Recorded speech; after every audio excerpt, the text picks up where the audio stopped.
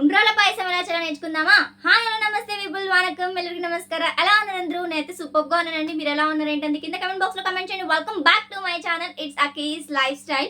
ఈ రోజు మన ఎపిసోడ్ లో మనం ఉండ్రాల పాయసం ఎలా చేయాలో నేర్చుకుందామా? ఇంకెందుకు ఆలస్యం, కావాల్సిన ఇంగ్రీడియంట్స్ చేసే ప్రాసెస్ చూసేయండి. Let's get started. కావాల్సిన ఇంగ్రీడియంట్స్ వచ్చేసి ఉండ్రాలు ఇలా చేసుకోవాలని ప్రాసెస్ చూపిస్తాను నేను. బెల్లం అండ్ వాటర్, నెయ్యి, ఇలాచీలు అనమాట. ఇవే సింపుల్ ఇంగ్రీడియంట్స్. సో చేసే ప్రాసెస్ ఏంటి అంటే, గోధుమ పిండి తీసుకోండి. గోధుమ పిండిని ఆఫ్ రేషియో తీసుకోండి. అంటే ఉత్తి పొడి పిండి ఆఫ్ రేషియో తీసుకోండి, పక్కకి పెట్టేసుకోండి ఆ పొడి పిండిని. అండ్ మనము గోధుమ పిండి నేను బేషన్లో చూపిస్తున్నా కదా, అందులో అలా గోధుమ పిండి ఆఫ్ రేషియో తీసుకొని వాటర్ వేస్తూ మనం చపాతీ పిండి ఎలా అయితే కలుపుకుంటామో అలా కలుపుకోవాలన్నమాట. సేమ్ అదే విధంగా కలుపుకోవాలి. ఇందులో నేను ఇక్కడ సాల్ట్ యాడ్ చేసుకోవట్లేదు. మీరు ఏమంటారు, కొద్దిగా చక్కెర యాడ్ చేసుకుంటామంటే యాడ్ చేసుకోండి, ఇట్స్ ఆప్షనల్. బట్ నేను ఇక్కడ హెల్దీ వేలో చేస్తున్నా కాబట్టి నేను చక్కెర కూడా యాడ్ చేసుకోలేదు. అంటే కొంచెం స్వీట్గా ఉంటుంది అనమాట ఉండ్రాళ్ళు తినేటప్పుడు. బట్ నేను ఇక్కడ చక్కెర కూడా యాడ్ చేసుకోలేదు.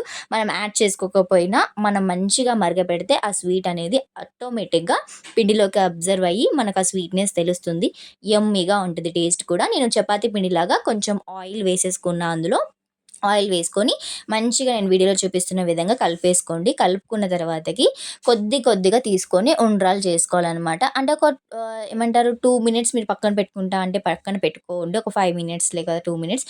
లేదు మాకు టైం లేదు అని అంటే, నా అలాగే సేమ్ అలా కొద్దిగా పిండి తీసుకొని దాన్ని ఉండలాగా చేసుకోండి. మంచిగా నీట్గా ఉండలాగా చేసుకొని నేను వీడియోలో చూపిస్తున్న విధంగా కొద్దిగా ఇలా చేతిలో తీసుకుంటూ, అంటే పొడి పిండి పెట్టుకోండి, చేతికి పిండి అంటుకోకుండా పొడి పిండి పెట్టుకొని ఇలా నేను వీడియోలో చూపిస్తున్న విధంగా ఇలా కొంచెం పిండి తీసుకొని ఇలా అనేసి ఉండ్రాల పొడి పిండిలో వేసేయాలన్నమాట. లేదు అంటే 2 చేతులకి పొడి పిండి రాసుకొని నేను ఇలా లెఫ్ట్ హ్యాండ్లో పట్టుకొని ఇలా అయితే చుట్టుకుంటున్నానో అలా మన అరిచేతిలో కొంచెం పిండి తీసుకొని అలా చుట్టుకొని కూడా ఉండల్లాగా చేసుకోవచ్చు. నేను ఇలా అరిచేతిలో తీసుకొని చేసుకునే ప్రాసెస్ నాకు ఎందుకో కొంచెం పెద్దగా అనిపిస్తుంది. ఇంకా అలా అన్నీ చేసేసుకొని రెడీగా పెట్టేసుకున్నాను అనమాట. ఇంకా బాండీలో వాటర్ వేసుకోండి. నేను ఇక్కడ 6 కప్స్ ఆఫ్ వాటర్ వరకు వేసుకుంటున్నా అనమాట.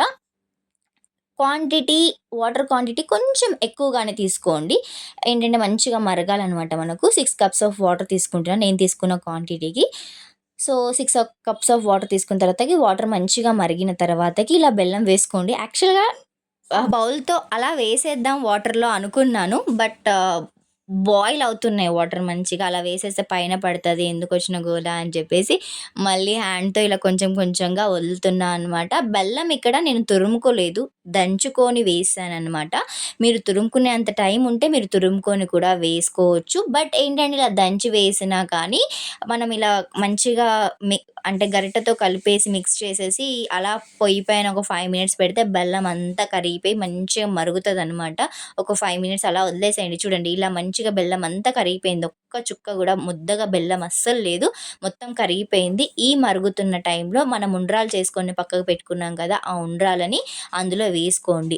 మీరు ముందు రోజు నైటే ఉండ్రాలు చేసి పెట్టుకుంటామంటే చేసుకొని ఫ్రిడ్జ్లో కూడా పెట్టుకోవచ్చు. లేదు మాకు టైం ఉంది అప్పటికప్పుడు చేసుకుంటామంటే కూడా అప్పుడప్పుడు చేసుకోవచ్చు. లేదు ఇవి ఉండ్రాలు చేసుకొని మీరు ఎండలో ఎండబెట్టుకొని ఫ్యాన్ కింద ఎండబెట్టుకొని ఒక మంత్స్ వరకు స్టోర్ చేసుకుంటాం, ఇయర్స్ వరకు స్టోర్ చేసుకుంటాం అంటే కూడా హ్యాపీగా ఫ్రిడ్జ్లో స్టోర్ చేసుకొని ఎప్పుడు కావాల్సింటే అప్పుడు మీరు ఇలా చేసుకొని తినేయొచ్చు అనమాట.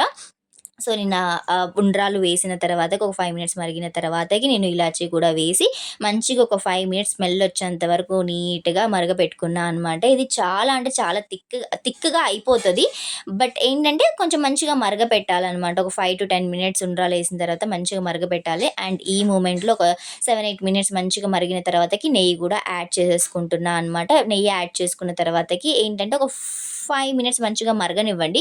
ఏంటంటే స్వీట్ ఇప్పుడు అంత ఏమంటారు, వాటరీగా కనిపిస్తుంది కదా, ఆ పిండి అనేది పొడి పిండి కూడా అందులో వేసాము కాబట్టి మనము ఆరిపోయిన తర్వాతకి చిక్కపడుతుంది అనమాట. ఆటోమేటిక్గా పాయసం అనేది చిక్కపడుతుంది. మీకు ఆరిపోయిన తర్వాతకి ఎలా చిక్కపడుతుంది పాయసం అనేది కూడా నేను చూపించేస్తాను చూడండి. ఏంటంటే ఇప్పుడు వాటరీగా ఉంది, ఆరిపోయిన తర్వాత చాలా అంటే చాలా చిక్కబడిపోతుంది.